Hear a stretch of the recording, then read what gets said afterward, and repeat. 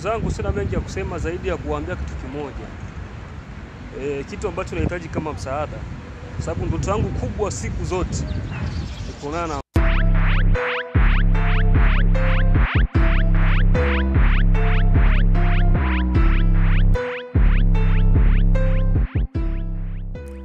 bite bantu bacu nshuti zacu murameze neza, natwe turameze neza cyane.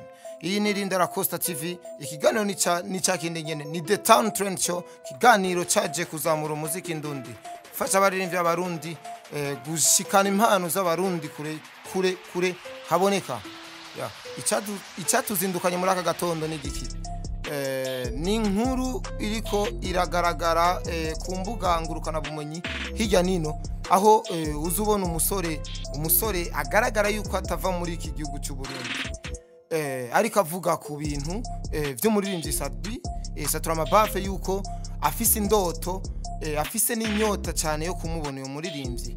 Tukibaza nti ni ya plan yatubwira yo kujabukana umuziki kure, ku buryo no mu bindi bihugu bamunyotegwa cyane.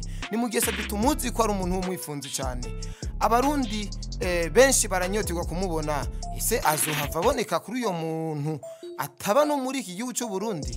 Reka tubirindire turabiyo bita umutwe. Ati rero uyo muntu avuga ko ibiki? Kurikirana aka video kwanza, ndaje ndakubwire intandaro ya vyose ni cyatumye uyo muntu afata aka video avuga n'ivyo bintu kuri uyo muri. Ndugu zangu, sina mengi ya kusema zaidi ya kuambia kitu kimoja.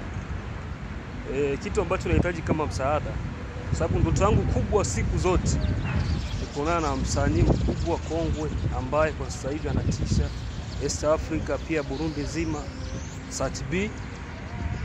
Mimi ndoto yangu kubwa ni kuonana na Sadbi. Ndoto yangu kubwa ni kumuona Sadbi, hatimaye nimueleze shida yangu, furaha yangu na upendo wangu kwake ambao